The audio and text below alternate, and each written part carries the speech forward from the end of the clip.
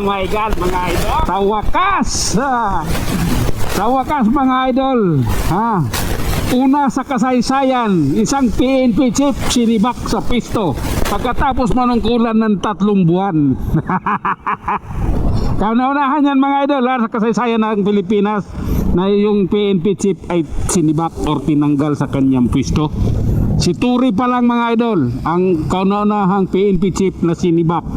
Kaya magdiwang tayo mga kadides, magdiwang natin to dahil kasaysayan yan sa isang administrasyong magulo at administrasyong adik na tinanggal yung kanilang PNP chief.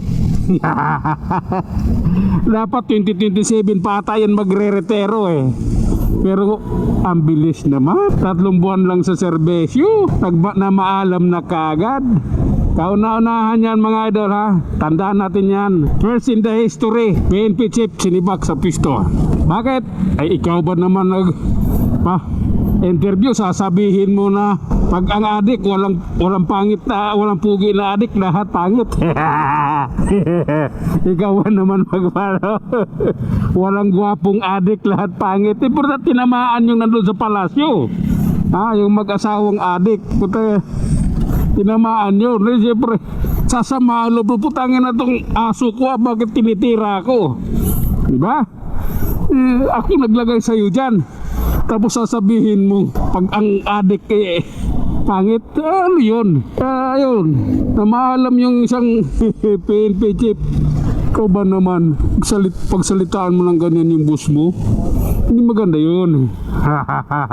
Marami siyang kabulastugan kasing ginawa mga idol. Andyan yung nagboxing siya. Siya na-promote ng boxing, siya nagano ng boxing, wala siya rin nanalo dahil wala naman siyang kalaban.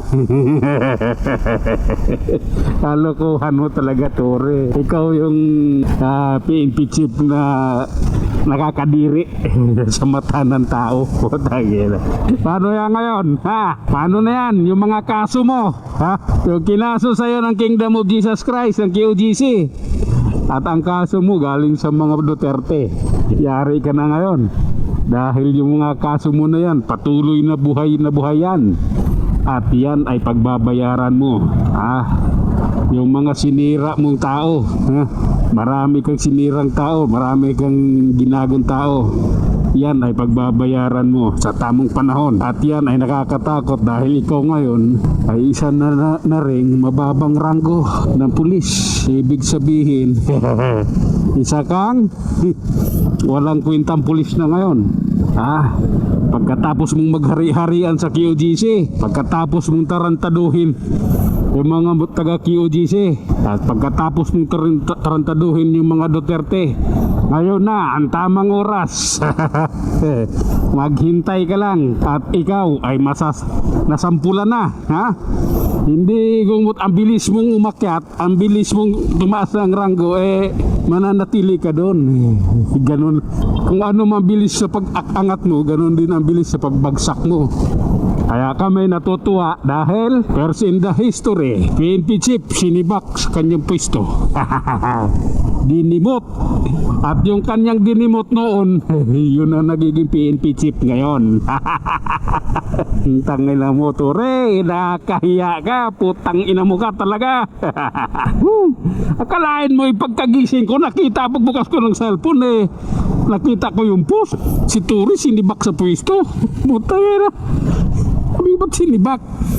Binuksan ko kagad yung aking TikTok. Siyempre punta tayo sa TikTok, andun yung mga mahihiwagang taga-post ng may action clips Adun, nakita ko dami trending si Tore. Trending ang kupal ng putang inang pulis na yan.